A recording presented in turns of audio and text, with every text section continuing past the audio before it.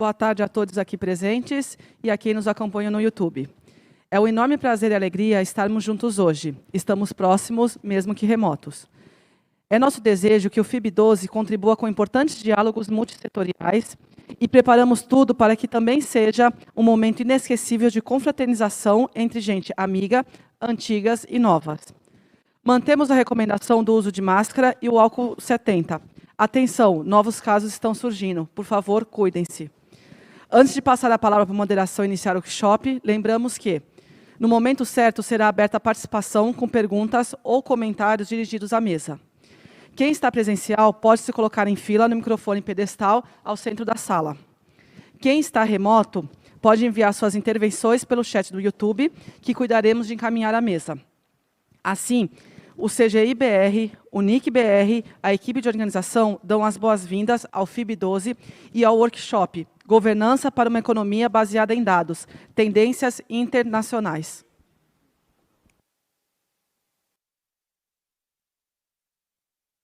Boa tarde. Bom, boa tarde a todas, todos e todas. Ao nosso workshop, já denominado Governança para uma Economia Baseada em Dados, Tendências Internacionais e Nacionais, ao menos esperamos a fim dessa discussão. É um grande prazer de estar hoje aqui no Fórum da Internet no Brasil, poder trazer esse workshop e esse discurso para cá. Queremos também agradecer ao CGI, o NIC-BR, pela organização.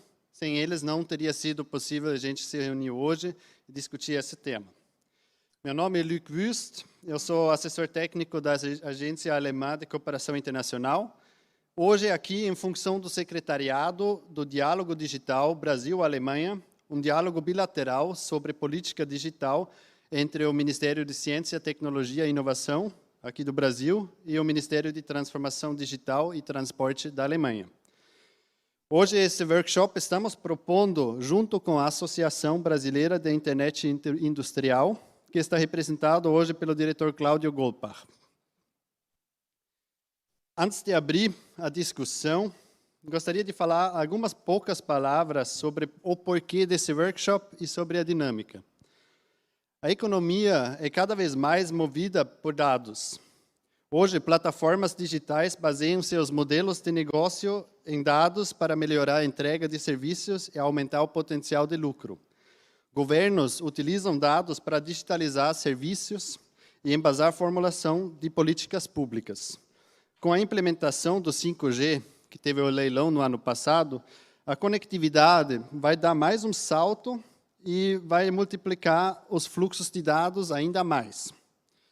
Esse desenvolvimento traz um potencial enorme para o crescimento econômico, mas, ao mesmo tempo, traz uma dependência para a economia se basear em dados. Isso traz preocupações quanto à privacidade e soberania de uso de dados pessoais e não pessoais.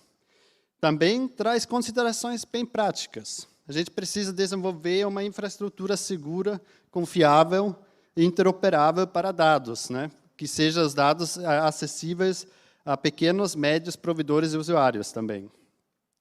Na nossa interação com os stakeholders do diálogo digital, vimos uma crescente preocupação com o tratamento e a regulamentação de dados, tanto ao nível da União Europeia, a GDPR, o Data Governance Act, tanto no Brasil, com a inserção da LGPD, que trouxe realmente o tema dado ainda mais prominentemente à pauta. Ao mesmo tempo, existem já iniciativas que estão surgindo para propor um padrão de ecossistemas de dados, como, por exemplo, a iniciativa Gaia-X, que a gente vai trazer hoje. Uma palavra rápida sobre a dinâmica que a gente vai ter. A gente tem um imenso prazer de trazer especialistas de referência para a nossa roda de discussão hoje.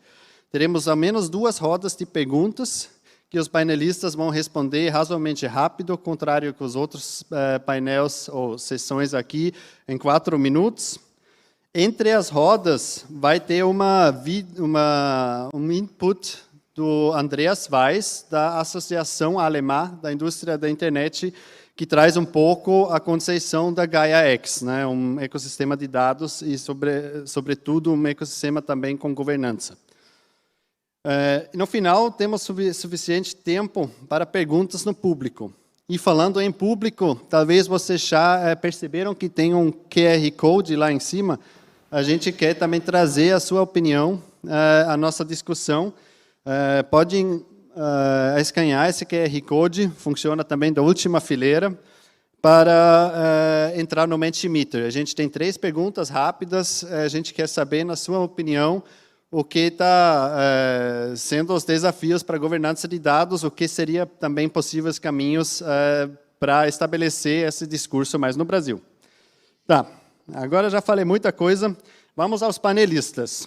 E na hora absolutamente certa, a gente vai ter o nosso terceiro panelista fisicamente aqui, que teve um imprevisto com voo, a gente estava com muita... Opa, tudo bom?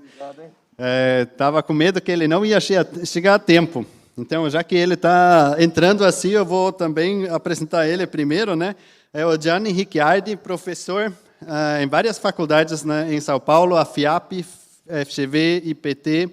Ele é professor da governança e gestão de TI, mas também é especialista em governança de TI na Organização Internacional de Normalização, a ISO.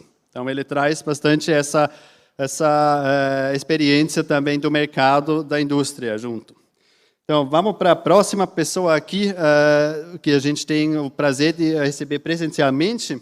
Do meu lado direito, a Danilo Ângelo, diretor de pré-vendas no Instituto de Pesquisa Eldorado. Ele é um verdadeiro pioneiro da indústria de dados, já nos anos 90 estava desenvolvendo software com a Microsoft e IBM. Microsoft, né? Vamos depois para os panelistas que a gente tem online hoje com a gente. E vamos começar com a pessoa que nesse fórum não vai precisar de uma apresentação, porque parece que ela está em todos os painéis que existem no Fórum da Internet do Brasil. A diretora da Autoridade Nacional de Proteção de Dados, a Miriam Wimmer. A segunda pessoa, a próxima pessoa é a Lohane Porciúncula. Ela é diretora do da Datasphere Initiative, do Internet and Jurisdiction Policy Forum. Ela traz a discussão de governança de dados, uma perspectiva bastante internacional, e eles advocam para um sistema harmonizado ou uma governança comum mundial de dados. Agora eu... Então, voltar. Na verdade, a gente já chegou na última pessoa, mas com certeza não last but not least, como se chama, o nosso co-anfitrião desse workshop, o parceiro de várias atividades também do Diálogo Digital, o Cláudio Golpach, diretor da ABII e CEO da Perfil Group. Engenheiro químico com 25 anos de experiência, uma referência no ramo de IoT. Eu queria, inclusive, começar a roda de perguntas com o Cláudio, também dar uma rápida possibilidade para ele apresentar, dar as boas-vindas também pela Associação Brasileira da Internet Industrial. Mas eu já vou te dar ou emendar a primeira pergunta. Né? Como a gente já falou, como empreendedor e co-organizador desse workshop, deveria estar no começo dessa cadeia de dores que a gente vai levantar na primeira rodada de pergunta, de dores da indústria, referente a uma governança de dados. Cláudio, por que vocês toparam co-organizar essa discussão hoje? E quais são as principais dores para uma empresa cujo modelo de negócio está baseado em dados? Peço que dá a sua resposta e se limita mais ou menos a 4 minutos. Para você, talvez 4h30, pois boas-vindas também. Legal. Não, gente, eu vou poupar o tempo de vocês, as boas-vindas vão ser bem simples, então todos muito bem-vindos, sabe, aí ter o prazer de co-organizar esse evento, mas vamos direto ao assunto, tá? Vamos aterrissar um pouco. O que acontece é que está acontecendo em várias verticais, né, em vários setores do mercado, está acontecendo a transformação digital. Na indústria não é diferente. A transformação digital da indústria, da manufatura, ela é bem mais lenta do que a transformação digital do varejo, ela é bem mais lenta que a transformação digital dos bancos. Então, ela é uma transformação digital que a gente praticamente consegue ver o que vai acontecer em função do que já tem acontecido em outros mercados. Então, a indústria tem essa característica de tomada de decisão mais lenta, porque, afinal de contas, a gente está falando de ativos físicos, né? Nós estamos falando de parques industriais que não é trivial fazer uma transformação digital numa indústria. Então, falando um pouco da BI, eu vou falar um pouco agora qual é a conexão da indústria com a BI. A BI ela é a Associação Brasileira de IIoT Indústria 4.0. A IIoT é a Internet Industrial das Coisas, ou seja, aquilo que é conectando ativos físicos do negócio à internet. E a indústria 4.0, ela, além de IoT, ela abrange outras tecnologias emergentes, tais como manufatura aditiva, robótica avançada, por exemplo. Muito bem. Então, o que é a transformação digital na indústria? O que é a indústria 4.0? A transformação digital na indústria nada mais é do que você entregar o produto. Aqui não tem diferença nenhuma desde 1780, quando teve a primeira revolução industrial. Agora vem a diferença. Mais dados. Ou seja, você está entregando um produto e você está entregando dados correlacionados a ele. Inclusive, pode estar gerando dados enquanto está funcionando, que seria um produto inteligente. Mas caso ele seja um produto não inteligente, não existe produto burro. Caso ele seja um produto não inteligente, ele vai ter com ele as suas características, a sua rastreabilidade, você vai poder saber o que aconteceu na cadeia de valor. Explicado isso, então, a BI, a única missão da BI, ela não advoga por nenhum grande ponto, a não ser acelerar a adoção da IoT e da indústria 4.0 no Brasil. A gente não quer deixar o Brasil para trás nesse assunto. Não é nada trivial o que a gente está fazendo, mas é a nossa única missão. Então, como eu falei, produtos estão agora correlacionados a dados cada vez mais. Tá? Nós, como consumidores, vamos cada vez mais perceber isso. Mas agora vem a provocação para esse painel. Esses dados são de quem? Esses dados são daqueles que geram os dados, esses dados são daqueles que manipulam os dados. Vamos lembrar, a indústria não é especialista em análise de dados. A indústria que fabrica produtos, ela não é especialista em inteligência artificial. Ela não é especialista em cloud computing. Ou seja, ela vai precisar de parceiros, ela vai precisar de peixes piloto em volta do tubarão para criar uma coisa que a gente chama de ecossistema, certo? Ou seja, vão ser serviços complementares à fabricação. Muito bem. E aí, vamos olhar, como eu falei no começo, vamos olhar para essa questão do que está acontecendo nos outros mercados. No mercado da pessoa física, no mercado B2C, no mercado que compete a nós como CPF, a gente sabe que dados têm sido manipulados há um bom tempo. E vou citar aqui um exemplo prático, eu gosto sempre de aterrissar, né? As duas últimas eleições das maiores democracias das Américas, Brasil e Estados Unidos, as últimas duas eleições tiveram influência de dados. Ou seja, a gente tem uma dor, a gente sente uma dor já como sociedade em função desse mau uso ou dessa desgovernança ou dessa falta de governança dos dados. Agora, extrapolando isso da pessoa física para a pessoa jurídica, do PF para a PJ, das organizações agora, como que vai acontecer, como que a gente vai lidar com isso? Então, eu vou trazer um pedaço da resposta aqui, que a gente está vendo. Tá? Eu acho que o Luke trouxe muito bem na apresentação dele já as 3 palavras que a gente mais tem ouvido falar aqui, que são as seguintes: confiança. Ou seja, o negócio é baseado em confiança. Sempre foi e sempre será. Quanto maior o nível de confiança, maior o nível de negócio. Relacionamento é diretamente proporcional. Segundo, interoperabilidade. Por que interoperabilidade? Porque não dá para você ficar sequestrado por um protocolo, sequestrado por uma forma de se relacionar com um determinado ente. Né? Eu vou dar um exemplo de interoperabilidade. O Open Banking, ele tem a função de criar interoperabilidade entre os agentes financeiros. Né?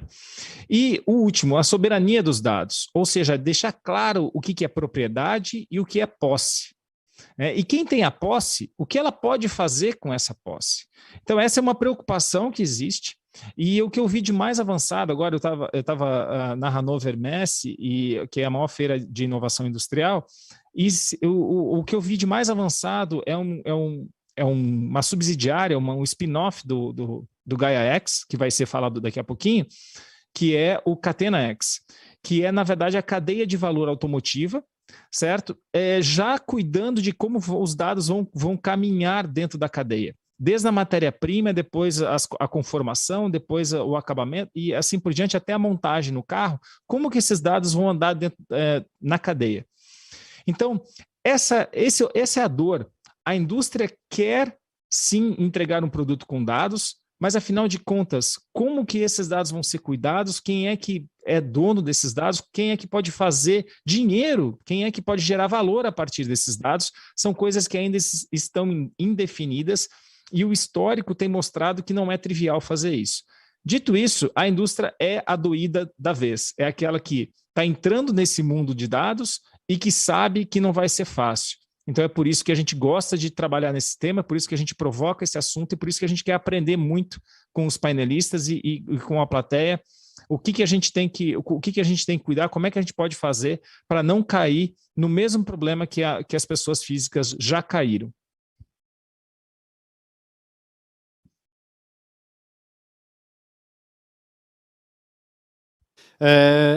Na próxima fala, a gente tem o contraponto, basicamente, né? A gente colocou as dores da indústria, a gente agora vai diretamente para o governo, mais especificamente, né, para o regulador. Então, a próxima pergunta, então, obviamente, né, para a diretora Miriam. Você acompanhou a temática de dados por um tempo já, né? Claro, na ANPD, tratando de dados pessoais, que o Cláudio também mencionou, mas também na elaboração da estratégia digital do Brasil. Agora escutamos as dores da indústria e mudando essa ótica exatamente para a reguladora, e na nossa pré-conversa, você mencionou hoje em dia que a regulação foca muito em dados pessoais e na proteção de dados pessoais, mas que dados, ao mesmo tempo, também são insumo econômico. Então, a questão que fica, quais são, né, do ponto de vista de uma reguladora, os desafios para a sistematização da discussão sobre governança de dados ou sobre governança para uma economia baseada em dados? Por favor. Perfeito, Luca. Muito obrigada pelo convite para participar dessa mesa tão interessante, com interlocutores tão qualificados. E eu acho que a sua pergunta é excelente, porque, de fato, quando nós falamos em governança de dados, estamos falando de algo, de uma visão mais ampla quanto ao papel que os dados pessoais e não pessoais podem desempenhar na nossa sociedade, na economia e também para o poder público, né? Então, pense muito na ideia do dado como um insumo estratégico. E pensando aqui um pouquinho no governo, eu acho que é possível visualizar no Brasil que, de fato, a gente vem passando por uma evolução em termos de estratégias e marcos normativos para lidar com essas diferentes feições dos dados, né, pessoais e não pessoais. Poderíamos pensar, por exemplo, que em 2010, né, 12 anos atrás, o Brasil aprovava o seu Plano Nacional de Banda Larga, né, depois disso, Marco Civil, Estratégia Brasileira de Transformação Digital, que, por sua vez, também se subdivide, se especializa em estratégia de IoT, estratégia de segurança cibernética, estratégia de inteligência artificial, né? E o que me parece é que todos esses documentos, esses planos, estratégias, têm em comum, de fato, a percepção da centralidade do dado pessoal e não pessoal, conforme dito, né? E daí a pergunta que eu acho que fica é como é que podemos viabilizar que os dados possam ser utilizados, né? Que nós, enquanto país, sociedade, possamos colher os benefícios do seu uso responsável, né? E no caso de dados pessoais, como assegurar concomitantemente que eles sejam adequadamente protegidos. E nesse sentido, eu diria que a discussão de governança de dados no Brasil, embora ainda não sistematizada na forma de uma estratégia de governança de dados, tem diferentes vertentes, né, sempre associadas a essa ideia de fomentar o uso inteligente de dados, né, para promover crescimento econômico, bem-estar social, eficiência do poder público, em campos muito diversos, né, que vão da saúde ao transporte, passando pelo meio ambiente, pela pesquisa científica, e não por acaso Cláudio usou uma palavra que eu acho muito interessante, que é a palavra ecossistema, né? Como fomentar um ecossistema em que os dados possam circular e serem usados e reutilizados, observando-se, né, naturalmente, os direitos associados à personalidade, no caso de dados pessoais. E eu acho, Luke, que talvez seja interessante para fins didáticos dividir essa discussão em dois aspectos, né? Então, em primeiro lugar, os dados custodiados pelo poder público, né? E esse é um aspecto que já tem uma certa disciplina no Brasil, porque nós temos, além da Lei de Acesso à Informação, temos políticas de dados abertos, temos a recente Lei do Governo Digital, que coloca uma ênfase grande sobre a abertura de dados, interoperabilidade de dados entre órgãos públicos, né? E, em particular, no que tange a políticas de dados abertas, eu acho muito interessante observar que a finalidade dessas políticas é não apenas promover o controle social, a transparência, o accountability do poder público, mas também fomentar novos negócios, né? Viabilizar a reutilização inteligente desses dados para trazer bem-estar social, para trazer competitividade econômica, para trazer melhor provisão de serviços públicos. E do outro lado, né, uma segunda categoria, talvez, de análise, diz respeito à viabilização ou fomento de compartilhamento de dados voluntário ou compulsório, né, entre atores privados. E aqui, de novo, né, o Cláudio mencionou Open Banking, a gente poderia falar de Open Insurance, poderíamos falar de uma discussão que está muito forte no G20 agora de infratech, né, que é uma discussão sobre como a tecnologia pode ser agregada à infraestrutura, né, seja transporte, seja, enfim, distribuição de energia elétrica, distribuição de água, obras públicas, né, para trazer valor à sociedade. E aqui um exemplo que eu acho muito interessante é, por exemplo, o monitoramento de dados de conectividade veículo a veículo para minimizar acidentes de trânsito, para viabilizar o melhor fluxo do trânsito nas cidades, né? Eu me lembro que há alguns anos, inclusive a Lohane, vou tomar liberdade de citar uma conversa que nós tivemos, não sei se você vai lembrar, Lohane, mas eu me recordo que por ocasião do acidente Brumadinho, da tragédia que nós tivemos em Minas Gerais, a Lohane estava na época na OCDE e ela mandou mensagens: Miriam, pensa só se nós tivéssemos sensores inteligentes monitorando essa infraestrutura que pudesse, com antecedência, dar sinais de que havia fadiga ali naquele material, de que havia um risco, quantas vidas poderiam ter sido salvas, né? E eu acho que é um exemplo muito tocante, muito forte, assim, de como, de fato, podemos pensar no uso inteligente de dados para trazer bem-estar social, né? E, ao mesmo tempo, pensar nos limites e nas possibilidades de uso desses dados, sobretudo quando a sua utilização puder impactar em direitos fundamentais, né? Como no caso, no Brasil, nós temos um direito fundamental à proteção de dados. E aí, para responder a sua pergunta, Lick, dentro do tempo ainda, eu acho que o principal desafio para sistematizar essa discussão, que no Brasil está ainda, eu diria, um pouco fragmentada, reside na própria natureza do dado, porque o dado está em tudo, né? A gente não tem mais uma economia digital separada da economia real, tudo está se digitalizando, e, portanto, nós temos um ecossistema também muito complexo de atores públicos e privados que tomam decisões regulatórias ou informais ou econômicas, enfim, sobre como esses dados serão utilizados e como eles circularão. Então, fala-se muito assim na ideia de policentrismo, né, a transversalidade dessa temática. E aí eu diria que o desafio reside, talvez, nessa necessidade de coordenação de muitos atores, né, e na necessidade de construção de uma visão estratégica sobre o que se pode fazer com dados, quais são as suas potencialidades, seus benefícios, e também como amenizar e mitigar eventuais riscos que possam existir. Perfeito. Muito obrigado, Miriam, por suas colocações. Excelente, né, a divisão entre, né, obviamente, dados públicos que já têm uma certa tradição aqui no Brasil, tanto em outros países também que querem ser um bom exemplo, o Estado trazer essa disponibilidade de dados e de atores privados.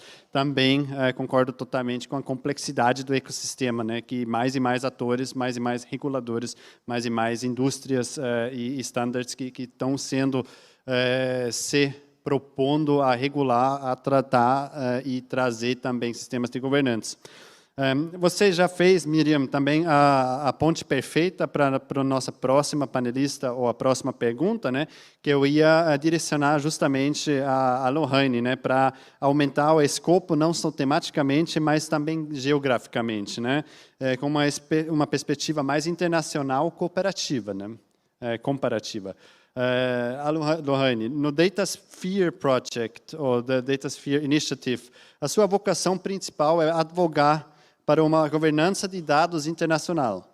Mas também, na sua vida anterior, na OCDE, você se preocupou com a digitalização na América Latina.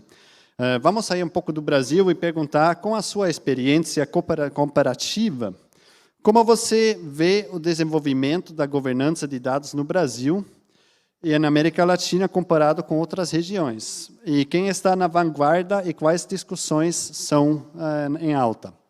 Por favor. Obrigada, Luke, pelo convite, obrigada a todos, é um prazer estar aqui nessa mesa de interlocutores estelares. É um prazer participar do FIB e compartilhar com vocês um pouco do trabalho que estamos fazendo no Data Sphere Initiative. Nós somos uma organização muito nova, lançada neste último abril, na ocasião da reunião do G7, e é uma rede de atores engajadas na missão de destravar de forma responsável o valor de dados para todos. E eu gostei muito da ponte que o Cláudio fez e que a Miriam fez também. A minha vida anterior e o que a gente está fazendo agora tem tudo a ver com transformação digital e com conectividade, e em pensar justamente como catalisar esse poder dos dados para diferentes países, para o desenvolvimento econômico deles. E eu vou responder a sua pergunta de comparação com outras regiões do Brasil, e quem está na vanguarda nesse tópico em nível internacional, em duas dimensões. A primeira econômica, e depois a primeira política e depois a econômica. Na primeira política, a Europa está claramente na vanguarda quando a gente fala de arcabouços de política pública e regulação em relação a dados. E esteve por muitos anos dentro dessa área de proteção de dados pessoais, muito antes do GDPR, né? Essa posição se estabelece na Europa como uma experiência que se amadureceu desde os anos 80. E desde 2020, com a publicação da Estratégia Europeia para Dados, essa posição se tornou ainda mais marcada. Só esse ano foram publicadas 2 novas normativas, que você já mencionou, que vão ter profundos impactos regionalmente e também internacionalmente, que são o Data Act e o Data Governance Act. E tem outras regiões que estão avançando mais lentamente nesse quesito também. Eu vou trazer alguns dados. Se nós comparamos, por exemplo, os resultados dos estudos de países do Digital Trade and Data Governance Hub, que faz uma medida em relação a arcabouços regulatórios institucionais, nós vamos ver que, isoladamente, os países da América Latina não estão com pontuações tão baixas em relação ao contexto regulatório, institucional e participativo relacionado a estratégias normativas sobre dados. E segundo essa métrica, que está longe de ser perfeita, o Brasil, por exemplo, tem 70 de 100, que são relacionados aos scores de estratégia, de performance responsável, de engajamento internacional, por exemplo, de acordo com os dados dessa organização. A maior nota em comparação na Ásia foi de 50 de 100, e na África é de 35. Então, se a gente for usar isso para comparar as regiões, a América Latina está bem com o Brasil, com a melhor pontuação na região, e com certeza devido ao bom trabalho que tem sido feito, por exemplo, com a Miriam e com a ANPD, e o trabalho em relação à regulação em geral do contexto digital no Brasil. Mas quando a gente compara com outras regiões, por exemplo, a Oceania vai muito melhor, como esperado, né? A Austrália, a Nova Zelândia tem notas acima de 80, por exemplo. Mas o problema para mim, em relação à América Latina, em relação a outras regiões, é em relação à integração regional relacionada a políticas, estratégias de dados. Porque enquanto que na África, por exemplo, nós vemos iniciativas bem marcadas, regionais, por exemplo, da Comissão Africana, ou da União Africana, como o Digital Transformation Strategy de 2020 a 2030, e também os novos desenvolvimentos em relação à terceira fase de negociações de acordos de livre comércio na região, que pretendem harmonizar o tratamento de comércio eletrônico e destravar o mercado digital único, eu fico pensando quanto que a América Latina ainda tem para fazer. O mesmo caso na ASEAN também, que já tem algumas iniciativas interessantes de harmonização desse arcabouço regulatório regional, algumas tentativas ainda que não foram levadas adiante em relação à experimentação regulatória, como o uso de sandboxes regulatórios para dados na ASEAN também. Então, me parece, nesse contexto político, que há menos integração em relação a esse tema. E no relatório que nós lançamos mês passado, que foi o Data Sphere Governance Atlas, onde nós analisamos 220 organizações, entre ONGs, setor privado, governamentais, que tratam do tema de governança de dados, e a gente exclui daí a análise de portal de dados abertos. Essa análise a gente categorizou as organizações em áreas de setorial de atuação, área geográfica, tipo de atividade, também a localização de sede organizacional. E uma análise simples dos números, por exemplo, já é reveladora. Das 220 organizações que nós avaliamos, 70 estão localizadas nos Estados Unidos e apenas 8 localizadas no Brasil. Então, 8 localizadas na América Latina, desculpa, 4 no Brasil e mais de 10 na África e na Ásia também. Então, pensando em relação ao engajamento de sociedade civil e de organização, no contexto internacional, em termos de relevância, eu acho que ainda a região tem muito mais para contribuir para essa discussão. E a segunda dimensão econômica, também é um reflexo dessa primeira. E aqui eu menciono um estudo interessante do ECIP, que é um think tank da Bélgica, foi um estudo que se desenvolveu, inclusive, com o apoio da GIZ, que ainda não está publicado, mas que mostra a relação entre competitividade comercial de serviços digitais com arcabouços regulatórios também. Eu acho relevante aqui para trazer essa discussão anterior que o Cláudio trouxe em relação à indústria. E aqui os resultados, como esperados, são que as regiões mais desenvolvidas têm uma maior participação na exportação de serviços digitais. Então, a América do Norte, por exemplo, conta com 14% na exportação desse tipo de serviço, com uma leve queda em relação a 2005. Mas o interessante aqui em relação a outras regiões do mundo é que é a região do Sudeste Asiático que se destaca, por exemplo. A participação no comércio de serviços digitais dobrou na região de 2005 para hoje, de 4% até mais de 8%. E, ao mesmo tempo, a região do Oriente Médio e da Norte da África se destaca também em relação à competitividade. E aqui é interessante porque os países nessa região acabam exportando muito mais serviços digitais do que esperado para o nível de desenvolvimento deles. E outras regiões, como a América Latina ao mesmo tempo, e a África subsaariana, têm performance muito abaixo das esperadas para o nível de desenvolvimento deles. E o relatório contém outros modelos econométricos e ele aponta para a estimativa que compromissos políticos no nível regional e internacional teriam um impacto positivo substantivo na participação do comércio de serviços digitais globais. E, para mim, esse último ponto confirma a importância e a interdependência entre essas duas dimensões, de economia e política na questão dos dados. E, na minha opinião, a América Latina precisa se engajar mais internacionalmente, promover uma visão concertada de economia política dos dados para a região, e não basta que cada país copie e cole o GDPR europeu e espere que essa seja a solução, e como mencionou a Miriam antes, governança de dados vai muito além de proteção de dados pessoais, né? A gente precisa pensar sobre o papel de dados não pessoais, inclusive sobre a dificuldade de separar o que são dados não pessoais de não pessoais, sobre a importância de dados para matrizes econômicas da região, inclusive aquelas que são relacionadas à agricultura, por exemplo, ao meio ambiente, à saúde, à legal tech, e à infraestrutura também, como foi mencionado. E eu acredito que o Brasil pode ser protagonista nisso, mas tem que ser uma prioridade do governo e uma estratégia de engajamento regional e internacional. E é isso. Muito bom, muito comprehensive, né? Muito completo também a análise, né, de política econômica.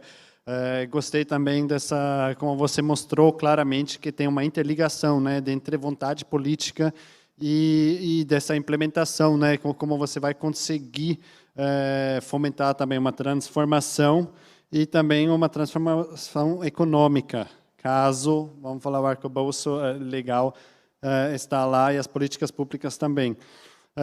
Você também gostou falar uma coisa interessante, né? Precisa ser mais inserido em discussões internacionais, né? E organizações internacionais. O Brasil tem que se engajar mais. Sorte nossa que a gente tem um representante aqui de uma organização que justamente fez isso no tema de governança de dados, ou mais especificamente em ecossistemas de dados, data spaces. que é o Danilo, que representa aqui o Instituto Eldorado, que é o primeiro membro da International Data Space Association, o primeiro membro brasileiro, precisa falar, né? E, Danilo, vamos voltar para a primeira contribuição também daqui da sala. Na sua experiência, que você já tão inserido também na temática de dados, quais são os desafios que vocês encontraram, né, para a governança de dados, mais especificamente, mas talvez com tanta experiência em organizações e setores diferentes? Se você poderia elaborar um pouco nisso. Claro. Bom, primeiro eu quero agradecer a organização do fórum, agradecer a GIS, que fez a interface com o Eldorado para me convidar para estar aqui. Então, é um grande prazer estar com todos vocês, todos os panelistas. É uma discussão bastante interessante. Para deixar claro, eu sou engenheiro de computação, eu sou fui gerente de P&D em software até o final do ano passado. Agora eu estou atuando como gerente de novos negócios do Eldorado. Então, minha carreira é uma carreira técnica, né? E eu vou me arriscar aqui um pouquinho, falar sobre desafios que a gente tem para falar de governança, não apenas governança de dados, mas governança de uma economia baseada em dados. Eu não sou economista, tá? Mas eu tenho observado as coisas acontecerem da perspectiva técnica e, olhando para onde que a coisa técnica está indo, a gente começa a extrapolar e verificar que coisas devem acontecer. E existem algumas coisas que a gente precisa se preocupar quando a gente fala de governança da economia como um todo. Então, vou me arriscar aqui um pouquinho. Vou começar lá atrás. O Cláudio citou a Revolução Industrial, é por ali que eu vou começar, e contar uma historinha que, assim, logo depois da Revolução Industrial, que estabeleceu formas de produção, a gente ainda não tinha trabalhado em escala, né? A gente não era um pensamento do ser humano. A própria Revolução Industrial foi uma escala, mas era mais um objetivo de produzir, né? Mas e a partir daí, qual que seria o próximo passo? Aí o mundo entrou numa fase de uma economia pós-industrial que estava começando a trabalhar a escala de produção. Depois da Segunda Guerra, o que aconteceu? A gente entrou numa economia do conhecimento que trabalhou muito a questão da escala, né, onde a gente estava já coletando dados, já estava trabalhando em otimização de processos para fazer uma escala produtiva crescer, mas o processo era manual, né? A gente não tinha a ferramenta, a gente não tinha a tecnologia para conseguir trabalhar isso de forma rápida e de forma tão eficiente assim como a gente consegue fazer hoje. E hoje a gente está nessa fase da economia baseada em dados, né? E qual que é a diferença? Onde que está a diferença aí? Hoje a gente tem uma tecnologia que permite a gente coletar uma quantidade absurda de dados, tratar uma quantidade absurda que para o ser humano olha para aquilo é ruído, mas que tem padrões, tem inteligência ali por dentro, e a gente consegue desenvolver sistemas que entregam essa inteligência para a gente. E aí a escala começa a disparar de uma forma que a gente nunca viu antes. Então, o que a empresa faz hoje? Pluga um monte de sensor na sua linha produtiva, né? Estou falando de forma genérica, né? Analisa desde compras dos insumos até o relacionamento com o cliente, a venda, né? Traz tudo isso para um treco que a gente chama de Big Data, né? E acha padrões em cima disso, e em cima desses padrões a gente começa a tratar grandes otimizações do processo produtivo, agregando mais valor ao produto, reduzindo o custo, entregando mais lucro para os shareholders e coisas do tipo, né? Mas não é só isso que as empresas estão fazendo. Elas migraram também, o dado não está só aí. O dado também existe no produto. O produto hoje é dado. E isso começou ali, para o produto final, para o usuário final, começou na década de 90, quando a gente tinha América Online, né? A gente tinha o IG aqui no Brasil, lembram do cachorrinho? O produto era o dado, o produto ali era o acesso ao dado. Ainda era um negócio meio cru, mas o produto já era dado. E aí começou o UOL, começou o Yahoo, e aí a gente tinha uma escala maior, um conteúdo, era uma complexidade maior de entrega de dado. E depois, o que a gente tem? A gente tem Apple Store, a gente tem Google Store, Google Play, a gente tem Netflix, a gente tem Spotify. Ou seja, é uma complexidade muito mais alta que a gente está entregando de conteúdo agora para o consumidor. Isso para o consumidor, mas vamos olhar um pouquinho o B2B agora, que é o comércio de dados de empresa para empresa. Existem empresas especializadas para olhar no mundo, né, captar dados do mundo, da realidade, processar esses dados e entregar dados. É um comércio de dados. Mas mesmo aquela empresa que trabalhou o Big Data dela mesma, interno, ela pode se beneficiar desse Big Data monetizando isso, porque pode ter outras empresas que podem ter interesse em cima disso. Né? Então, é todo um sistema que está sendo baseado no comércio, na produção e comércio de dados, né? E como que essas empresas passam a funcionar? Qual que é a diferença de uma empresa dessa para uma empresa da era do conhecimento? Eu vou olhar fazer uma análise bem superficial, olhando duas perspectivas. A primeira perspectiva é da própria escala, que a gente citou antes. As duas trabalham em escala. Só que a escala da economia do conhecimento, como eu trabalhava com algo mais físico, era uma escala que era muito custosa. Era uma escala que você precisava colocar novas plantas, novas fábricas e contratar mais gente. E a da economia dos dados, não. A economia dos dados fala que você simplesmente coloca mais storage, mais armazenamento, mais rede e você consegue entregar. E a outra perspectiva é do ecossistema, que a colega citou. Você tinha um ecossistema antes que ele já tinha as conglomerações de empresas, mas você tinha um ecossistema que ele era mais travado, ele dependia de uma regionalização, e ele dependia... desculpa, sumiu aqui da minha cabeça. Ele dependia da regionalização e... nossa, sumiu completamente. Hoje, de qualquer forma, na economia de dados não depende mais da regionalização, e, lembrei, as transações eram muito mais lentas, agora são imediatas, é só dado correndo. E aí, o que isso acontece? O que isso implica? Isso implica que a empresa ela não tem resistência. Na hora que a empresa começa a dar certo, ela estoura. A empresa na economia de dados, na hora que ela acerta o veio, ela estoura, ela domina o mercado muito rápido e ela consegue arrecadar recursos de forma a se manter onde ela está. Às vezes, toma alguma decisão errada, e dá errado e cai, tudo bem. Mas é uma bola de neve que é sempre realimentada. E aí chega no ponto onde eu queria falar. A gente tem eu vejo 4 grandes desafios nesse cenário. O primeiro o balanceamento entre o capital humano e o capital do aprendizado de máquina. Sim, isso já é um termo. Esse já é um termo sendo utilizado na literatura, capital do aprendizado de máquina ou de conhecimento de máquina. Tá? Então, a gente precisa desenvolver políticas que voltem a valorizar o capital humano. Tá? Depois, a gente tem a questão do desbalanceio da assimetria de acesso à tecnologia. Fala assim, pô, mas todo mundo tem acesso à tecnologia, todas as empresas podem ter.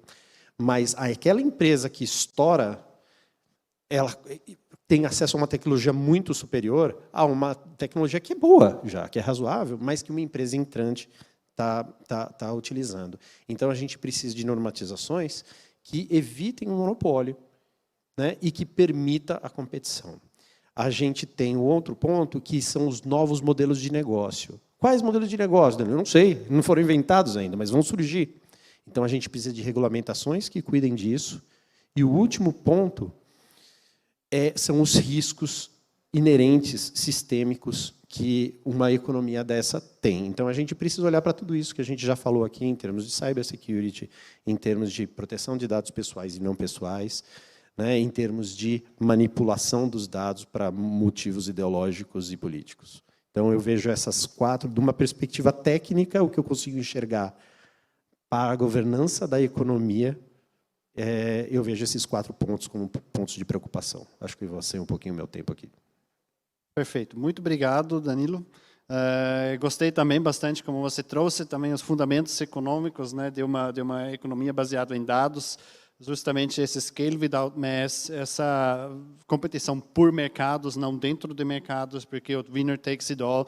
A gente fala de plataformas, basicamente, aí que estão muito rápido, né? Em função do tempo, eu vou fazer a ponte muito rápido para o Gianni, que eu não sou especialista também de governança em TI em organizações mesmo, né? Então, vamos um pouco do muito grande para o micro e ver quais são as paralelas que vai ter, né? E, Gianni, daí talvez, né, como falou, especialista em governança de TI, governança de dados em empresas, qual o estado da arte da discussão e quais seriam, talvez, paralelas do cosmos micro de uma empresa para um cosmos macro para uma economia que você poderia trazer? Bom, primeiramente, obrigado. Realmente é uma honra estar aqui. É muito bacana a gente poder contribuir de alguma forma, compartilhar algumas coisas para poder melhorar essa questão da gestão da TI e dos dados também, né? Eu tenho saudade das conversas com o Cláudio. A gente fez um curso junto, a gente tacava fogo nos grupos de discussão do curso, porque realmente ele gosta de até risar e eu também. A gente gosta de na essência das coisas. E se a gente for pensar bem, o que é um dado? Um dado é um conjunto de bytes, não é mais nada que isso. E aí, se a gente for pensar nesse conjunto de bytes, na história do tempo dele, talvez a gente imagine melhor como a gente faz a governança desse conjunto de bytes, né? Então, o processamento de dados, que era uma coisa que tinha até 1980, 1990, era o foco da computação, era processar grandes volumes de dados. E esses dados normalmente estavam dentro da corporação. Cada corporação tinha seu mainframe, seu data center, etc. E a propriedade e a gestão dos dados estava ali, inclusive fisicamente. Você, para entrar e sair de um data center onde estava o mainframe, na época eu trabalhei também com mainframes, né? Era toda uma questão física para você passar, inclusive em alguns lugares até você tinha revista para ver se não saía com nada. Mas como aqueles rolos de fita eram grandes, aqueles packs de disco também eram grandes, você não conseguia sair com aquilo ali escondido em nenhum lugar, né? Então dava para você ver. Então a governança ela tinha um espaço circunscrito ali. Depois, quando começou a vir cliente-servidor, começou a ter terminais, assim, várias áreas da empresa e tal, né? Essa governança ficou um pouquinho mais complicada, porque aqueles bytes que estavam lá dentro do mainframe, protegidos, bonitinho e tal, começaram a estar disponíveis nas estações de trabalho. Para fazer ideia, eu trabalhava nessa época na American Express, e a gente teve que tirar os gravadores de disquete das unidades, porque alguém podia levar aqueles dados embora. No mainframe não dava, porque tinha que levar aquele pack grande lá, mas um disquete já era alguma coisa que já era possível de levar. Bacana, então a governança ela ficou um pouquinho mais complexa nisso, porque a gente começou a envolver algumas pessoas que não estavam sobre aquele domínio do data center. Tinha pessoas já da área de negócio, tinha pessoas de atendimento, de back-office, etc., né? Bacana. Aí passou 1990. Aí o governo americano liberou a web para a sociedade civil usar. E aí aqueles dados que já estavam um pouquinho espalhados dentro das empresas começaram a se espalhar para fora das empresas também. E mais, aquilo que era processamento de dados inicialmente, depois virou sistemas de suporte aos negócios, com uma série de aplicações internas. Ele passou a ter uma outra função, o dado. Ele passou a ser um elemento de fazer negócio.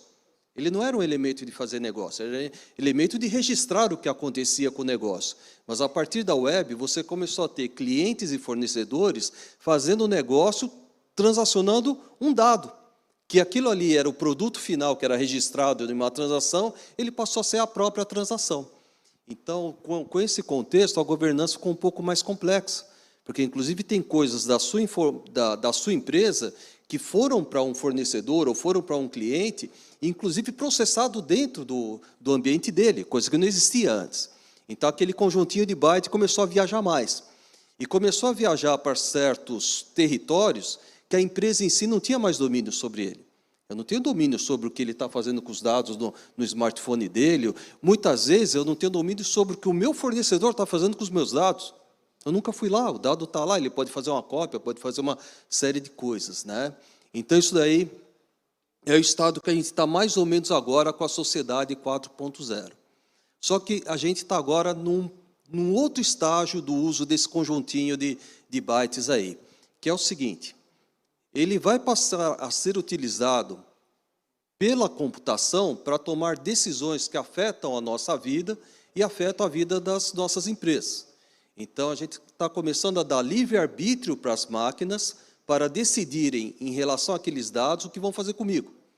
Eu vou entregar a minha vida a um conjunto de algoritmos, quando eu estou dentro de um Tesla, para ele.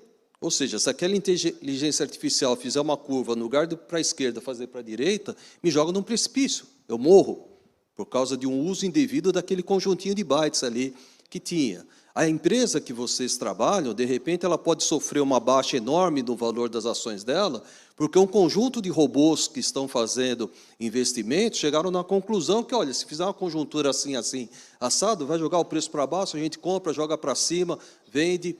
Então, os dados agora já não são nem aquele conjuntinho de byte que a gente não sabe o que vai ser feito com ele. Não, ele ganhou vida própria. A inteligência artificial vai trazer uma complexidade na governança dos dados que a gente ainda não caiu essa ficha ainda, sabe? São máquinas tomando decisões que podem afetar a gente. E aí, como é que a gente lida com isso? Então, aqueles dados nossos que saíram lá daquele mainframe, estão espalhados em tudo quanto é lugar aí, agora eles vão começar a ser trabalhados para nosso favor ou contra a gente também. O que a gente faz? Bom, a gente pode se proteger, a gente pode guardar nossos dados, né? Houve época que era assim, porque a economia baseada em dados, né? A economia sempre foi baseada em dados. A única coisa é que mudou a forma, a intensidade dos dados, mas era baseada. Assim como as pessoas sempre tiveram dados. O que você fazia com os seus dados há alguns anos atrás? Você tinha uma pastinha, você tinha alguma coisa dentro de casa que você guardava, todos aqueles diplomas, história escolar, aquelas coisas lá, que eram os seus dados pessoais, fisicamente ali numa caixinha, cada um tinha o seu jeito de guardar. A empresa o que fazia? Tinha o tal do guarda-livros, que era alguém que guardava as informações da empresa ali, inclusive tinha cofre até, dependendo da informação, era cofre com senha, tudo direitinho lá, certo. Em que estágio que a gente está agora? Você tem seus dados pessoais, continuam sendo seus. Só que se eu não abrir meus dados pessoais, eu não consigo fazer interação com o meu banco. Eu não consigo ter um desconto numa farmácia, eu não consigo tomar um ônibus, eu não consigo, sei lá, ser escaneado lá no aeroporto para poder o passaporte liberar aquela cancela. Então, nós estamos pegando aqueles nossos dados que ficavam naquela caixinha ali, e a gente está distribuindo eles para poder interagir com esse negócio cibernético. E não é uma questão de opção. Ou você faz isso, ou você sai da sociedade, vai morar, sei lá, em alguma praia deserta, em algum lugar assim que você goste, mas na sociedade 5.0, a gente vai abrir mão dos nossos dados.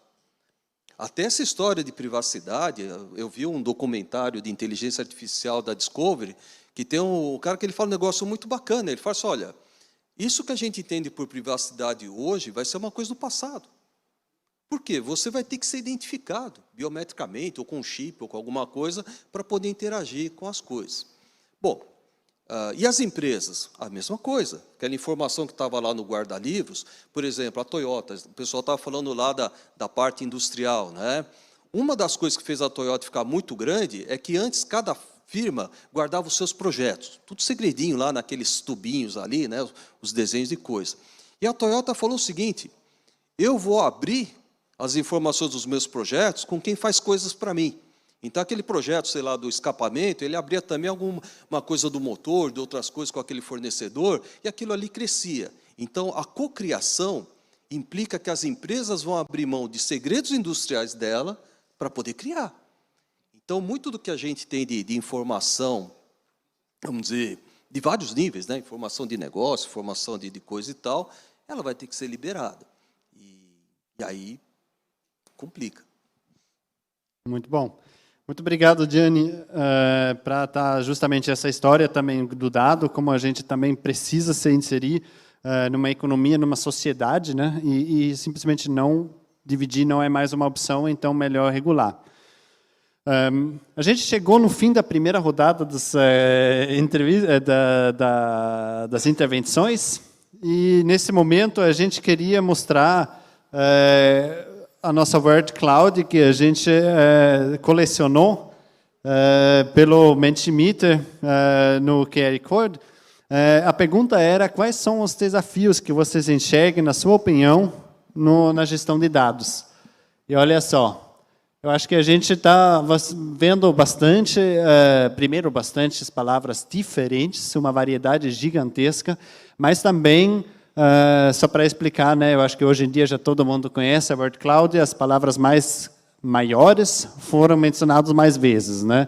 Então, interoperabilidade, claramente, né, que já foi mencionado várias vezes hoje, dados pessoais em geral, a centralidade no governo, que totalmente é verdade. Custo energético, que também é uma dimensão da sustentabilidade que a gente não pode deixar de lado, a princípio, que também é um tema de governança. Enfim, super legal que a gente tenha uma variedade tão grande de diferentes palavras, especialmente valores que a gente também vai tratar ainda na nossa próxima interação, que vai ser justamente esse vídeo que a gente gravou com o Andreas Weiss, que é o Head of Digital Business Models da Associação Alemã da Indústria da Internet. Ele vai apresentar a iniciativa GaiaX, o que é GaiaX, como funciona GaiaX, e talvez mais importante aqui também como participar ou se aderir à iniciativa aqui. A entrevista foi pré-gravada na semana passada e a entrevista vai ser em inglês, mas legendado. É isso. Então, pode trocar o vídeo aí.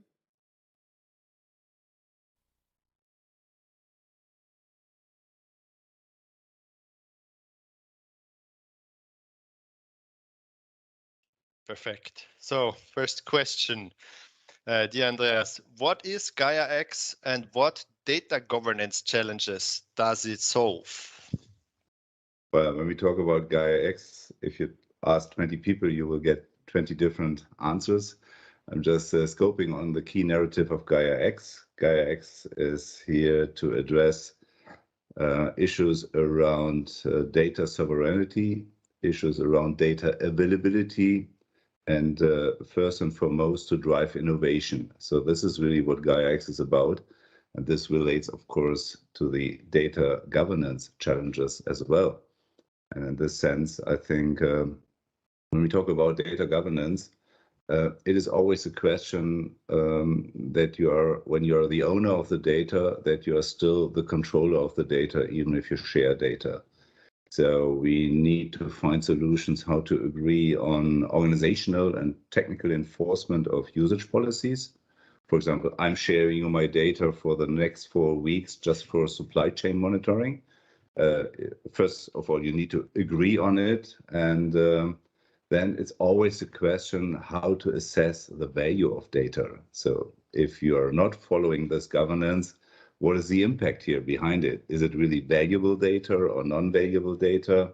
And as we are talking about a kind of more shared data economy, it is always a key question how to balance incentivization. So who is taking the value out of this data sharing, and what is the return for those who are sharing data? I think these are, beside others, some of the key questions I'm listening out of the market.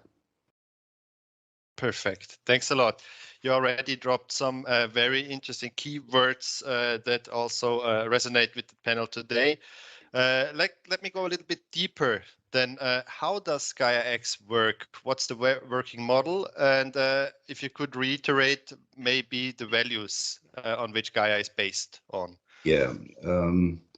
When we have a look at all these projects and we see a bunch of emerging data space initiatives and how to monetize data by applying artificial intelligence, machine learning, predictive maintenance, and all this stuff. And so we tried a first level of abstraction about what is conceptually needed. to address these challenges. And one of the key messages is, and this of course also some discussions, we are well informed about the usage of hyperscaler environments with their services, which are well orchestrated and well working. But when we talk about data sharing, we need to understand that we have to process data as well in the edge, because you cannot mobilize all the data.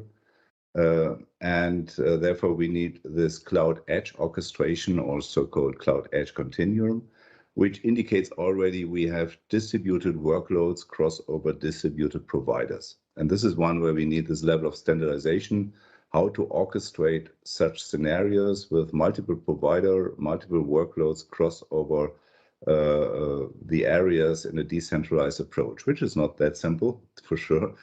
And this brings us also to the question how to organize such groups who are targeting the same objectives in terms of data sharing. And this is a concept of federation, and therefore we indicated the so-called federation services with 4 key dimensions. One is we need to be clear about identities, and the best case would be sovereign identities.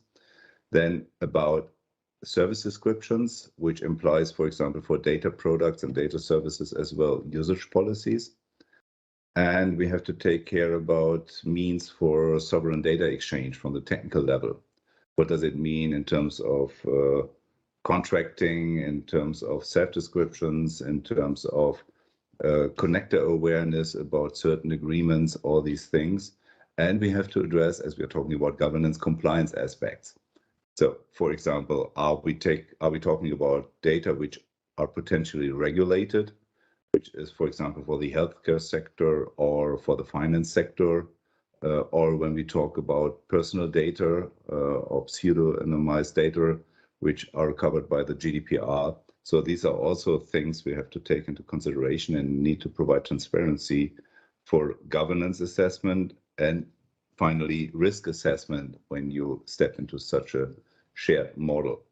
These are the things we are addressing with Gaia-X and with the Gaia-X Federation services, also with quality criteria based on the labeling concept and a core governance based on policies and rules, and technical support to build up federations cross over a multitude of ecosystems. When we talk, for example, about data spaces, if you want to use some for smart cities, you need mobility data spaces, weather data spaces, geo data spaces, and all these things. So we need this level of interoperability, at least on the data sharing mechanisms. Perfect. Thanks a lot. Really a comprehensive framework that Gaia-X is offering, as you say, with the Federation services. Maybe to conclude also, I mean, we have an audience here who probably is also interested in the next question. First of all, where is the status of implementation of Gaia-X? And if one wants to get involved in some sort, how could people do that? Okay. Yeah, the current scenario is there's already last year the Gaia-X Association has been formally funded in Brussels, and is the key stakeholder for Gaia-X and the deliverables. So there are more than 300 members already engaged in this association. It's a non-for-profit association, and the key deliverables are the technical architecture, the conceptual framework, policies and rules, and other deliverables. For example, a trust framework for compliance and registry services, and the federation services as well. And we have already 15 hubs cross over Europe, but even 2 hubs in beyond Europe, which is in South Korea and in Japan. It would be great to have another hub in Brazil to get a better level of interaction. There are a set of governmental advisory boards also to represent the interests of the governments, which are looking forward to find reasonable guidance and solutions based on the Gaia-X activities. And we have this bunch of data space initiatives, and one of them is also active, or probably a few of them are active in Brazil. So these are the key stakeholders to drive this data infrastructure ecosystem approach of Gaia-X. And if you want to step into this exchange, either via the data space activities or directly with Gaia-X, you can build up a hub and find this level of interchange, or you join from the technical side, the hackathons. Every 3 months, we have a Gaia-X hackathon. We're getting, we can step into the code working of Gaia-X. So we need these Gaia-X natives who are working directly with the conceptual approach.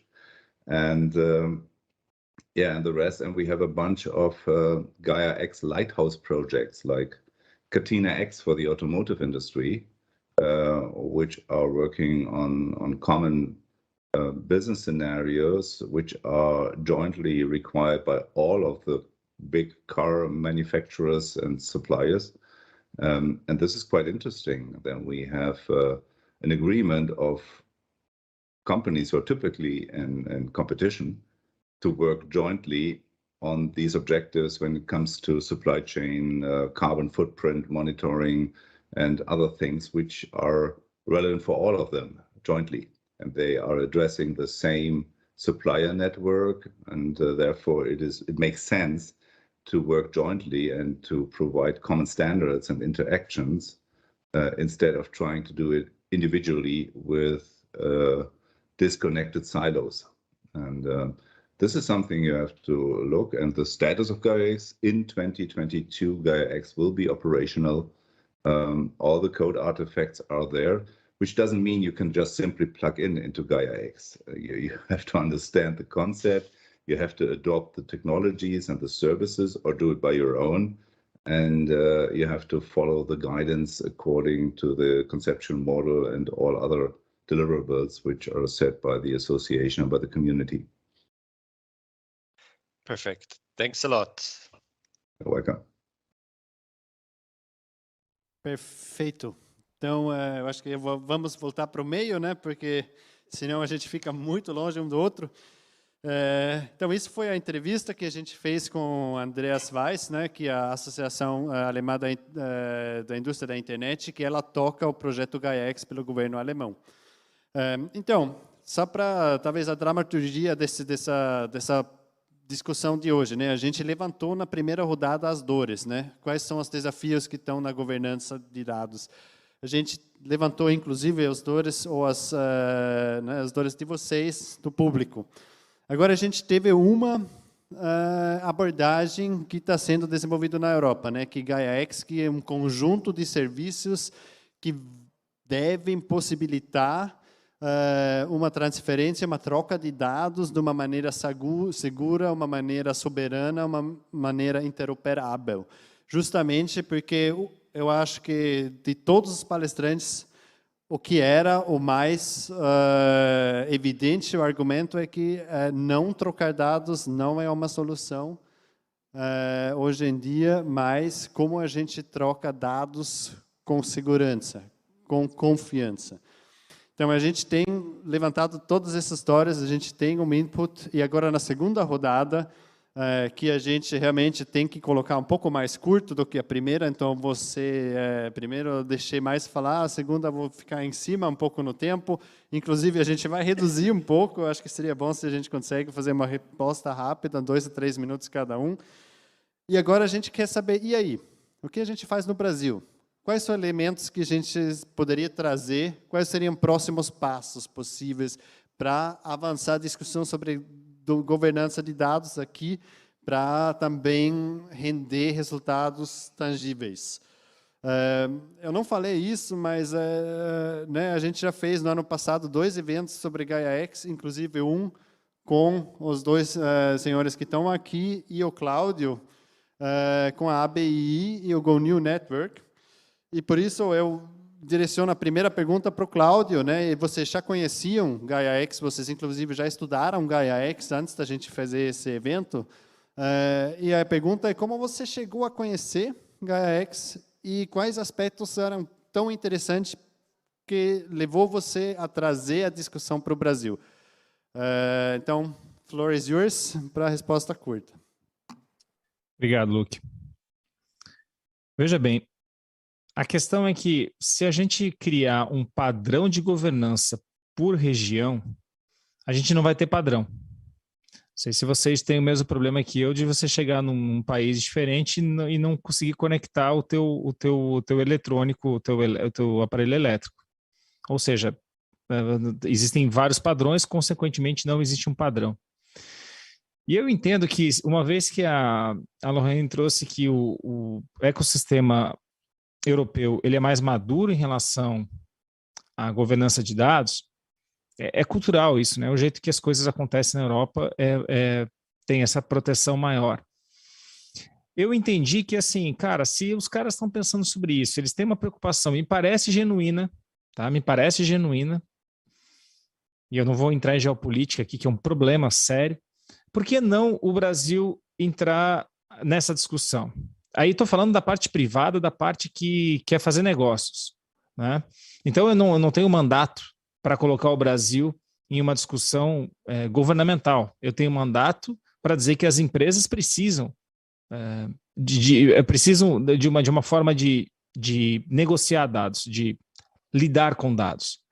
Então, por isso que eu trouxe o assunto do Gaia-X, e nós trouxemos esse assunto de Gaia-X, e eu continuo achando a mesma coisa.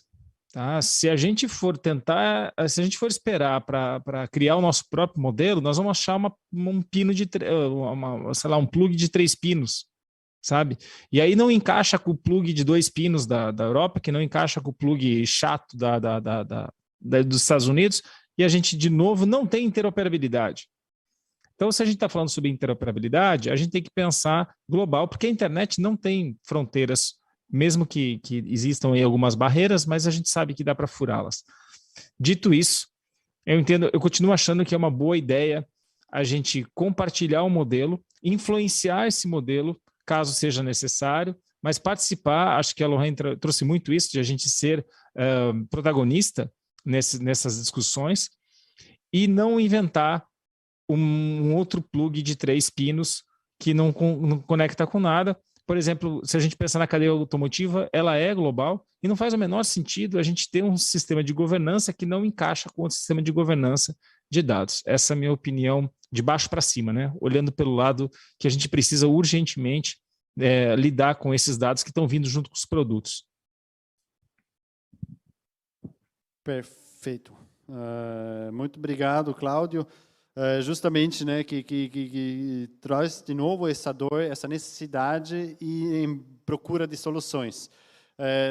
Danilo, vocês na International Data Space Association, inclusive, são envolvidos também na Gaia-X, pelo que eu entendo, né? Trazem o standard de vocês.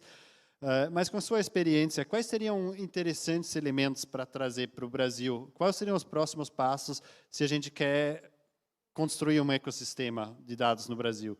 Também aqui peço a ser sucinto, por favor.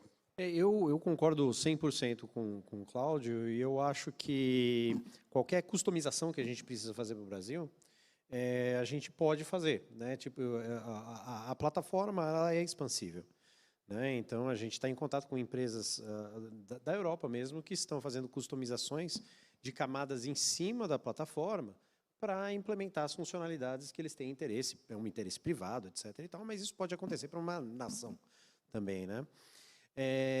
Adicionalmente, o que eu acho? Eu acho que o Brasil pode aproveitar, né, e as empresas no Brasil podem aproveitar que existe a plataforma para realizar o que elas já estão fazendo, né? Então, o que acontece? As normatizações, o Brasil tem legislações e normatizações, regulamentações muito parecidas com as da Europa em muitos aspectos, né? Se você pega a saúde, por exemplo, os protocolos de saúde são muito parecidos, né? Então, o que eu acho? Eu acho que as empresas aqui elas podem se aventurar a se plugar ali para começar um diálogo digital com o lado de lá, de fazer data sharing com o lado de lá, onde o negócio for observado. Uma subsidiária brasileira de uma empresa europeia pode estar se plugando ali para fazer data sharing com a matriz, ou até com os fornecedores e parceiros que existem na Europa, ou em outro lugar, ou até no Brasil, né? E aí fomentar um ecossistema local. E uma empresa que exporta para a Europa, né, ou que quer exportar para a Europa, ela pode embarcar e adotar um padrão que já está sendo adotado pelos europeus lá e, de repente, dar o pulo do gato no negócio aí, né? E fazer um boom de exportação aí, de repente, do produto e do serviço dela. Então, eu concordo com o Cláudio, estou no barco dele. Perfeito. Nossa, realmente agora estamos numa roda bastante eficiente. Eu queria, na verdade, inverter um pouco a ordem, porque a gente fala muito agora sobre padrões, sobre standards, e a gente tem uma especialista, né, de normalização também na mesa aqui. Gianni, qual você vê um pouco, quais seriam possibilidades de padrões, de normas industriais, de normas internacionais, né, para fomentar a adaptação justamente que na linha de argumento do Danilo e do Cláudio, que vamos não inventar nada novo, mas adaptar nossas abordagens existentes. Qual poderia ser daí o papel de padrões e de normas técnicas internacionais na adoção? Até já foi mencionado, né, que negócio é feito em cima de uma base de confiança. E os padrões eles servem para você estabelecer uma confiança do que você vai adquirir, obedece um determinado conjunto de requisitos, e que o que você está fazendo também segue um certo conjunto de requisitos. Vai ser muito difícil a gente fazer negócio digital fora de um ecossistema. Por quê? Para você seguir todas as leis, todos os padrões, todos os regulatórios que você tiver que fazer, você tendo o seu próprio data center, sendo compliance com tudo isso e tal, vai ser complicado. E outra, dificilmente você vai ter soluções de tecnologia da informação na sua empresa que são 100% feitas da sua empresa. Então, você vai depender de componentes de outros que você não sabe se eles estão em compliance com o padrão, etc. E mais, você vai fazer negócio com certos atores que você não conhece também, compradores seus, etc. Então, nesse contexto, um ecossistema, e talvez não tenha ficado nem tão claro, né, o que é a grande vantagem, vamos dizer, do GaiaX, estava até comentando com o Danilo, né? Ele tem uma camada de recursos computacionais que, para entrar lá dentro, o fornecedor tem que ser homologado, tem que estar em compliance com todos os padrões, de norma ISO, de leis, etc. e tal. Fora isso, para poder usar aquele negócio ali, você tem que ter uma identidade, ou seja, ninguém está dentro do GaiaX sem ser identificado, seja fornecedor, seja cliente, seja consumidor, um usuário daquilo ali. Então, você já nasce com a coisa compliance, e você monta o seu, vamos dizer, o seu aplicativo, a sua solução de TI, como se fosse um Lego. Eu pego um componente de um, pego um componente do outro, pego lá recurso da Amazon, da Azure, quem estiver lá dentro do ecossistema, e aquilo ali já nasce compliance. Se a gente tiver que fazer isso dentro das nossas empresas, vai ser muito difícil. Tá? Então, no Brasil, os normativos estão crescendo, a própria LGPD, que é um GDPR colocado aqui no Brasil, as normas ISO que estão na Europa, são as mesmas que a gente segue aqui. A gente tem uma norma ISO para governança de dados, a 38505, tem a 38505-2, que está para sair agora também, que é uma norma sobre como faz a implementação dessa governança de dados, desde a coleta até o descarte. Na privacidade, tem a 27701. Qual é a vantagem de você usar uma norma? É que ela vai direto ao assunto. Uma lei, às vezes você tem que interpretar aquela lei para imaginar o que você vai colocar no seu ambiente de tecnologia. Uma norma não, já te diz, olha, você vai tratar a privacidade, tem que ter isso, e você pode, inclusive, auditar tanto a sua empresa para fazer um processo de melhoria, quanto o seu fornecedor, se de repente você quer um certo grau de confiança dele. Então, quando a gente fala de normativo, a gente está falando basicamente de confiança. Só que você implantar todos os normativos que vão ser requeridos daqui para frente, vai ser difícil. Porque todo aquele regulatório que a gente tem do mundo físico, de milhares de leis, elas vão vir para o mundo digital. Por quê? Porque aquilo que a gente fazia no mundo físico, que tinha que respeitar aquelas leis, agora a gente vai ter que fazer no mundo digital. Então, a gente vai ter que ter produtos nascendo compliance por design.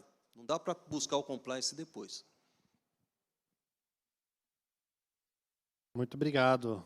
Eu achei ótimo a frase, basicamente, né, que o standard, a norma, vai direto para o assunto, né, um tradutor entre marco bolso legal até realmente ações concretas para garantir a compliance da empresa, do ator no mercado, né. Então, achei super legal. Agora, a gente estava bastante na indústria de novo, né, com normas, por isso também peguei o Gianni, né, na frente. Agora, a gente vai ampliar de novo um pouco com as últimas duas contribuições, né. E eu queria perguntar para a Lohane, né, porque vocês lançaram, acho que 2 semanas atrás, um novo relatório super interessante sobre como a gente poderia também experimentar um pouco com governança de dados, né, sobre sandboxes, né, em data sharing sandboxes. Também, né, em curtas palavras, quais são os pontos principais que isso traz, as vantagens principais que traz uma sandbox para dados, para poder justamente experimentar com os intercâmbio de dados, e talvez qual seria o potencial também para estabelecer uma sandbox dessas aqui no Brasil. Obrigada, Luque. Excelente pergunta, eu acho que tem tudo a ver com a discussão anterior, que foi começada em relação aos padrões e compliance, porque, infelizmente, o que acontece é que quando a gente está falando sobre regulação e governança, principalmente nesse ambiente que muda muito rápido, é que não é tão simples e tão estável. A gente precisa pensar em soluções que sejam mais iterativas, que permitam mudança, que sejam mais ágeis, né?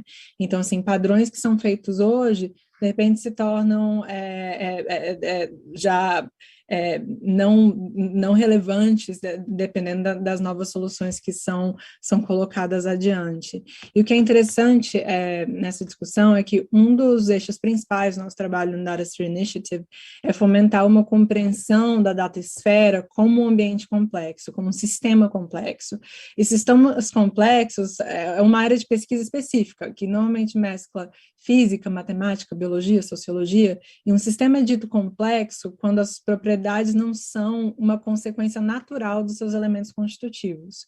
O que significa? Que esses sistemas interagem com outros sistemas em escalas amplas ou mais restritas e se modificam de uma maneira não linear, ou seja, é muito complexo. Mas o ponto aqui é que é extremamente difícil prever a relação entre esses diferentes sistemas, e que normalmente o que se pode fazer é tentar compreendê-los e gerenciá-los. E aqui eu acho que o conceito de sandboxes, o de experimentação, seja ela operacional, quando a gente testa os dados em um algoritmo em relação a um banco de dados, ou quando a gente está testando em relação a experimentos regulatórios, é que a gente precisa de um instrumento mais ágil do que o que temos tradicionalmente usado para fazer política pública e regulação.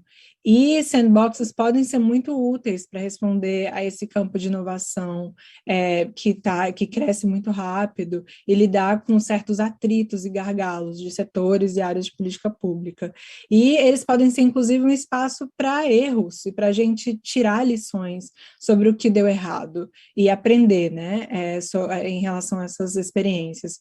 Então, para mim, os sandboxes regulatórios podem ser uma parte fundamental de uma política regulatória baseada em dados para o desenvolvimento legislativo e também para melhorar a formulação de políticas públicas baseadas em evidências, não só no contexto nacional, mas essa é a grande a contribuição do relatório que a gente faz, é trazer esse debate através de fronteiras, como permitir esses sandboxes que ocorram não só no contexto nacional, como antes ele é feito bastante no contexto de fintech, por exemplo, em ambientes domésticos, mas pensar como a gente consegue criar esses sandboxes de uma maneira através de fronteiras internacionalmente com vários atores envolvidos. E no relatório a gente fala de algumas soluções específicas, e eu quero trazer aqui para vocês, porque elas fazem questionar o arcabouço regulatório que a gente já tem até agora em algumas jurisdições.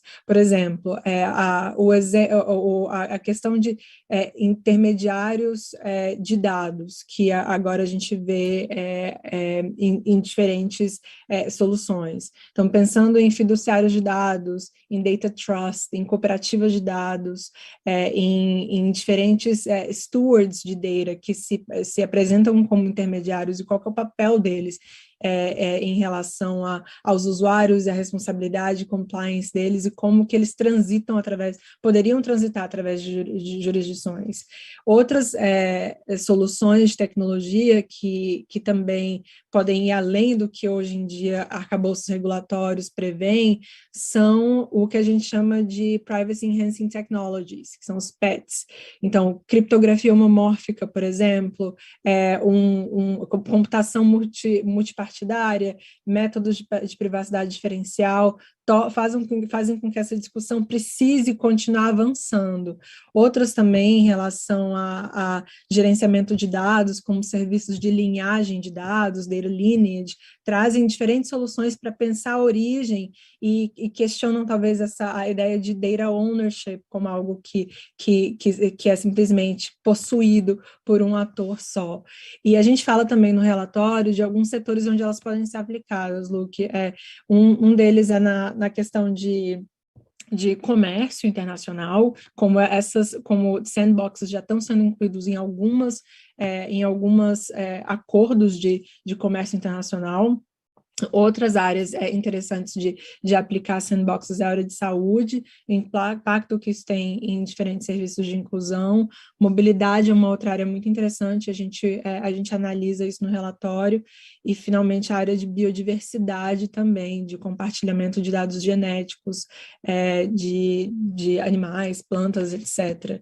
E, para mim, esse relatório que a gente lançou há menos de 2 semanas, é o início de uma longa caminhada.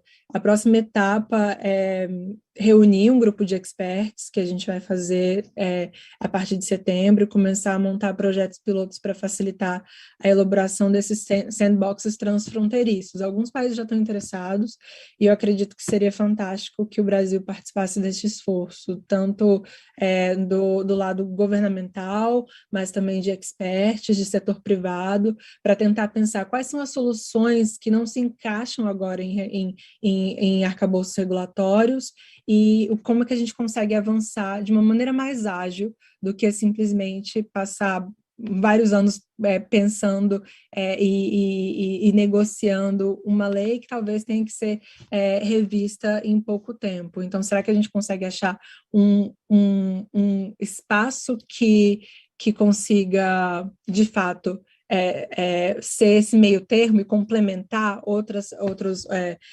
instrumentos tradicionais? E eu paro por aqui. Obrigada.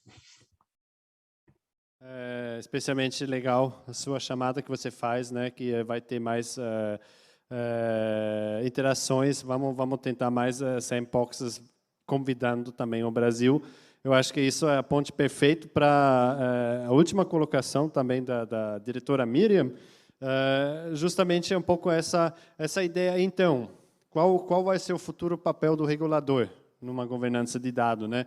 E talvez mais especificamente uma provocação, obviamente colocando daqui, será que seria uma ANPD que aumenta, vamos falar, a competência não só da proteção de dados pessoais para realmente ser um regulador amplo de uma governança de dados? Qual seria a sua colocação aqui, Miriam? Obrigada. É uma pergunta meio bola de cristal, né? Meio futurista. E eu queria fazer um pouquinho de eco à fala da Lohane primeiro, porque me parece que quando a gente discute próximos passos, necessidade de mais regulação ou não, né? Tem algumas perguntas que vêm antes, inclusive precisamos de mais regulação mesmo? São leis que nós precisamos, são normas, são políticas públicas, são estratégias, precisamos de padrões envolvidos pela indústria ou pelo setor governamental, precisamos de sandbox, precisamos de data trust. Então, me parece que existe aqui uma pleia de instrumentos que podem ser colocados a serviço do favorecimento de um ambiente em que os dados sejam compartilhados de maneira confiável e segura, e isso não necessariamente passa por novas regras legais, né, como disse a Lohane, inclusive por conta dos diferentes tempos, né, de elaboração do processo legislativo e da evolução tecnológica. Então, eu acho que no Brasil é uma discussão que ainda se encontra um pouco incipiente, e ao mesmo tempo a gente vê que existem vários temas que estão hoje colocados perante o Congresso Nacional, referentes ao ambiente digital, que tocam nessa questão de maneira indireta. A gente tem, por exemplo, o projeto de lei sobre inteligência artificial, que está em debate, que naturalmente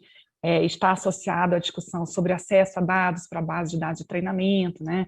Temos outras discussões no Congresso, como a lei de liberdade e responsabilidade na internet, que vai falar do papel das plataformas intermediárias, e da mesma maneira a gente vê que existem diferentes temas que suscitam preocupação quanto ao ambiente digital, que se relacionam à ideia de governança de dados, mas não se esgotam nela. Por exemplo, problemas concorrenciais, a gente vê a Europa agora regulando sobre gatekeepers, né, no ambiente digital. Então, são temas que se interconectam, e eu acho que a discussão no Brasil está ainda no início, né, e por isso é difícil pensar qual que é o papel da ANPD. O que eu posso falar do papel da ANPD hoje, tá? O papel da ANPD está relacionado a dar concretude e efetividade à Lei Geral de Proteção de Dados Pessoais, que é um componente essencial da confiança no ambiente digital, né? Então, o papel da ANPD não é de impedir que os dados pessoais circulem, mas de ajudar a construir fluxos informacionais que sejam justos, que sejam equilibrados, considerando os direitos, as expectativas do titular de dados pessoais,